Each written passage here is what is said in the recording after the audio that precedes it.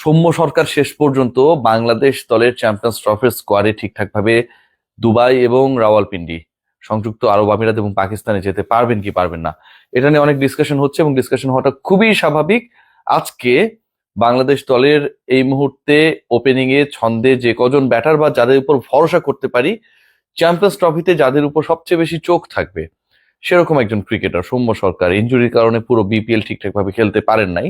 এবং যখন তার বিপিএলটা আসলে শুরু হয়েছে, নিজেকে মেলে ধরার জন্য খুব বেশি সময় পেয়েছেন সেটা না, তবে যতটুকু সময় পেয়েছিলেন, যতটুকু ম্যাচেস পেয়েছিলেন, যে ইনিংস গুলো খেলার সুযোগ পেয়েছিলেন, টুকটাক ভাবে তুলনামূলক ভাবে আসলে তিনি খোলস ছেড়ে বের হওয়ার চেষ্টা করেছেন।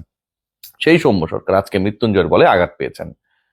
হাতের সেই আঘাত পাওয়ার পর সৌম্য সরকার মাটিতে লুটিয়ে পড়েন। সৌম্য সরকার যখন মাঠ ছাড়েন তখন তার দু চোখ ভরা জল। কাঁদতে কাঁদতে একজন ক্রিকেটার যখন মাঠ ছাড়ছে এবং সেই মাঠ ছাড়ার দৃশ্য যখন আমাদের যারা ফটোগ্রাফার ভাইরা রয়েছেন, যারা ভিডিও রয়েছেন, তারা যখন ক্যামেরাবন্দি করেছেন, তখন আসলে সবার মধ্যে সেই শঙ্কা জায়গাটা খুব স্বাভাবিক, সৌম্য সরকার শেষ পর্যন্ত চ্যাম্পিয়ন্স ট্রফিতে যেতে পারছে কিনা। সৌম্য সরকার, বাংলাদেশের চ্যাম্পিয়ন্স ট্রফির মিশন শুরু হবে দুবাই থেকে। আপনারা সবাই জানেন যে বাংলাদেশের প্রথম ম্যাচটা 20 তারিখে ভারতের এগেনস্টে। ইন্ডিয়া কখনোই পাকিস্তানে গিয়ে ম্যাচ খেলবে না, যে কারণে এবারও হাইব্রিড মডেলে আইসিসি টুর্নামেন্ট হচ্ছে এবং সেই হাইব্রিড মডেলের কারণে বাংলাদেশ যেহেতু ইন্ডিয়ার বিপক্ষে মুখোমুখি হবে, বাংলাদেশ ইন্ডিয়ার ম্যাচটাও স্বাভাবিকভাবে অনুষ্ঠিত হবে দুবাইতে। বাংলাদেশ দল 13 তারিখ এবং 14 তারিখ, যতটুকু আমি জানি, এই 2 দিন দুবাইয়ের উদ্দেশ্যে ঢাকা ছাড়বে। সেখানটা একটা ছোট ক্যাম্প হবে এবং তারপরে হচ্ছে প্রস্তুতি ম্যাচ। এবং প্রস্তুতির ম্যাচের পরবর্তী সময় আমরা আসল যে ম্যাচটা ভারতের বিপক্ষে যে ম্যাচ, সেই ম্যাচে মুখোমুখি হব। সেই ম্যাচে মুখোমুখি হবার আগে সৌম্য সরকার ওপেনিং নিয়ে অনেক আলোচনা ছিল, লিটন কুমার দাসের বাদ পড়া নিয়ে অনেক আলোচনা ছিল। সৌম্য সরকার যখন এভাবে আহত হন, ঠিক তখন আসলে একটা বড় ধরনের শঙ্কা জাগে খুব স্বাভাবিকভাবেই।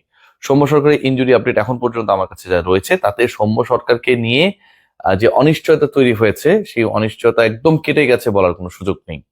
সৌম্য সরকার 100% প্রথম ম্যাচটায় বাংলাদেশ যেটাতে মুখোমুখি হবে ভারতের, সেটাতে খেলতে পারবেন, এরকম এখন পর্যন্ত রিপোর্ট বেসড কোনো ধরনের অ্যাসুরেন্স আমরা পাইনি বা আমি পাইনি। সৌম্য সরকারের যে ইনজুরি, সেই ইনজুরি নিয়ে সৌম্য সরকার ফাইনালি বাংলাদেশ দলের সাথে দুবাইতে ট্রাভেল করবেন কিনা, এটা একটা আলাদা প্রশ্ন। প্রথম ম্যাচ খেলবেন কিনা যেমন একটা প্রশ্ন, দুবাইতে বাংলাদেশ দলের সাথে সৌম্য সরকার যাবেন কিনা এটা আরেকটা প্রশ্ন। প্রথম ম্যাচ খেলা নিয়ে এখন পর্যন্ত যেহেতু ডিক্লারেশন হয় নাই বা একদমই কনক্রিট নিউজটা আমরা পাচ্ছি না, মেডিকেল রিপোর্টের উপর ডিপেন্ড করে সেই নিউজটা আসলে আমরা পাবো বা সেই নিউজটা আসলে অথেন্টিক হবে, অথেন্টিসিটি এটা নিরূপিত হবে।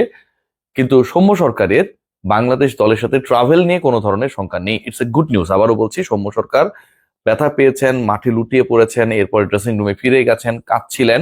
সবার মধ্যে উৎকণ্ঠা তৈরি হয়েছে, অসংখ্য ইনবক্স রিয়াসাদ আজিমের ফেসবুক পেজে, এবং সেই উত্তরটা হচ্ছে সৌম্য সরকারের ইনজুরি আপডেট সংক্রান্ত। যতটুকু সিরিয়াস ভাবা হচ্ছিল ততটুকু সৌম্যের ইনজুরি সিরিয়াস না এখন পর্যন্ত আবারও বলছি, মানে থাকে না যে অনেকগুলো আসলে ডায়াগনোসিস এর মধ্যে দিয়ে যেতে হয়, বাট এখন পর্যন্ত যে আপডেটটা আমার কাছে রয়েছে ততটুকু সিরিয়াস না, নাম্বার ওয়ান। নাম্বার টু, যেহেতু ততটুকু সিরিয়াস না, Soumya Sarkar definitely he will be travelling with the team.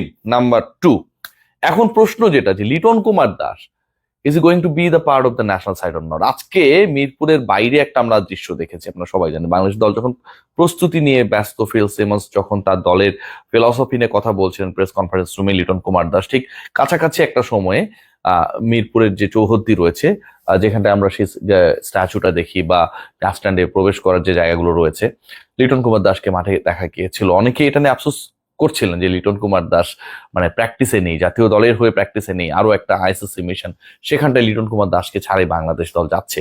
লিটনের না থাকাটা নিয়ে যেমন স্বস্তি রয়েছে, অস্বস্তিও কিন্তু খুব বেশি রয়েছে। এবং লিটন কুমার দাস কিন্তু ফর্মে ফেরার ইঙ্গিত দিয়েছিলেন ঢাকার হয়ে চলতি বিপিএল এ। সো লিটন কুমার দাসও কি জাতীয় দলে পার্ট হতে পারেন কিনা, কারণ আমরা এর মধ্যে একটা খবর পেয়েছি এবং জেনেছি, আপনারা সবাই জানেন যে Hasan Mahmud is going to be the part of the national side travelling reserve হিসেবে সম্ভবত। এবং হাসান মাহমুদের সাথেও আরো কিছু নাম অ্যাডেড হবে, সেটা আমি বলছি।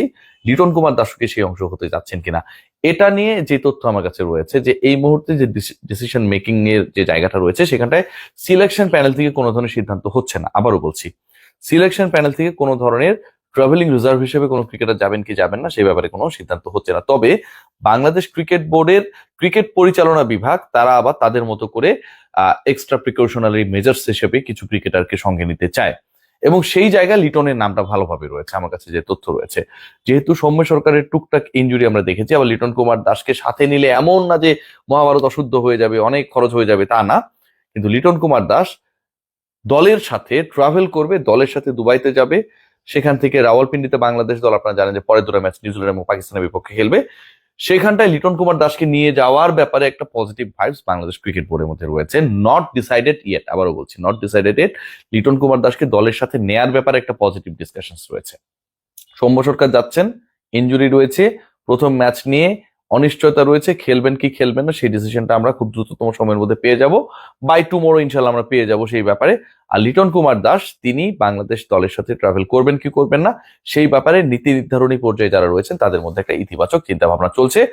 হোপফুলি লিটন কুমার দাস বাংলাদেশ দলের সাথে ট্রাভেল করবেন, আমরা এক্সপেক্ট করতে পারি। আবারও বলছি, থাম্বনেল দেখে কেউ কমেন্ট করবেন না, একটু পুরো আলোচনাটা শোনার চেষ্টা করবেন। এর বাইরের যে আলোচনাটা সেটা আমার কাছে খুব গুরুত্বপূর্ণ মনে হয় যে বাংলাদেশ দলের সাথে একঝাঁক পেসার যাবার একটা আলোচনা হচ্ছে, এবং সেই পেসারদের তালিকায় হাসান মাহমুদের ব্যাপারটা আপনারা সবাই জানেন।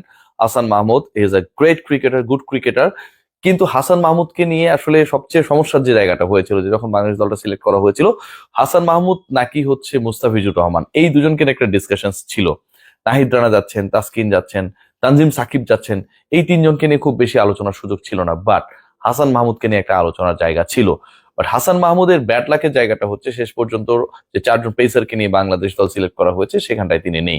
পাকিস্তানে যদি পারফরমেন্স আমরা খেয়াল করি, হাসান মাহমুদের পারফরমেন্স কিন্তু যথেষ্ট কনসিস্টেন্ট। বাংলাদেশ রাওয়ালপিন্ডিতে যে দুটো টেস্ট টানা জিতেছিল সেখানটায় হাসান মাহমুদ কিন্তু অসাধারণ বল করেছিলেন। ম্যাচ ঘুরিয়ে দেয়া, মোড় ঘুরিয়ে দেয়া, মোমেন্টাম ক্রিয়েট করার কিছু স্পেল তার ছিল। সো ওই জায়গাটায় গিয়ে বাংলাদেশ খেলবে। হাসান মাহমুদকে কি দলের সাথে নেওয়া দরকার কি দরকার না? হাসান মাহমুদকে বাংলাদেশ দল ক্যারি করতে চায়, বাট তিনি তো 15 মেম্বার্স স্কোয়াড না, সেটা হওয়ারও সুযোগ নেই। হাসান মাহমুদকে এবং হাসান মাহমুদের সাথে আরো কয়েকজন ক্রিকেটার রয়েছেন, যেখানটায় শরীফুলের নাম রয়েছে, যেখানটায় এবাদতের নাম রয়েছে, যেখানটায় খালেদের নাম রয়েছে, আমি জেনে বলছি এই চারজনের নাম রয়েছে, হাসান মাহমুদ, শরীফুল, খালেদ, এবাদত। এর মধ্যে শরীফুলের যাবার চান্সটা কম তুলনামূলকভাবে, ওয়ার্কলোড ম্যানেজমেন্টের একটা হিসাব নিকাশ রয়েছে, বিপিএল এর টানা ম্যাচ খেলেছেন, সো শরীফুলের যাবার চান্সটা তুলনামূলকভাবে কম।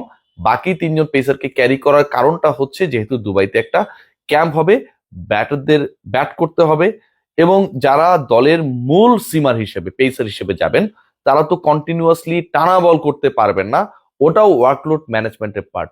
So in that particular case you need some extra bowlers, extra seamers, যারা আসলে প্র্যাকটিস সেশনস গুলোতে বাংলাদেশ দলের ব্যাটসম্যানশিপের রোলে যারা থাকবেন তাদেরকে যেন হেল্প করতে পারেন। সেখানটায় হাসান মাহমুদ, শরীফুল, খালেদ, ইবাদতের নাম রয়েছে। শরীফুল না গেলে বাকি তিনজনকে বাংলাদেশ দল নিজের খরচে হয়তো ক্যারি করবেন। So the news from this centre is that Soumya সরকারের injury definitely it's not a good news for any one of our cricket fraternity, but Soumya Sarkar hopefully recover করে ফেলবেন। খুব বাজে ইনজুরি না এখন পর্যন্ত যতটুকু জানি, আবারও বলছি এখন পর্যন্ত। আরো কিছু ডায়াগনোসিস এন্ড রিপোর্টস এর উপর ডিপেন্ড করবে ফাইনালি আসলে রেজাল্টটা কি হয়। তিনি যাচ্ছেন দলের সাথে, প্রথম ম্যাচ খেলার ব্যাপারটা আরো 2-3 দিন পরে আমরা জানতে পারবো। লিটনকে দলের সাথে ক্যারি করার ব্যাপারে একটা ইতিবাচক আলোচনা রয়েছে, but decision yet not taken. এবং হাসান মাহমুদ যেমন যাচ্ছেন তার সাথে আরো কিছু পেসারকে বাংলাদেশ দল ক্যারি করতে চায় ফর দ্য চ্যাম্পিয়ন্স ট্রফি। সবাই ভালো থাকবেন, টেক গ্রেট কেয়ার। আমার গলার জন্য একটু দোয়া করবেন।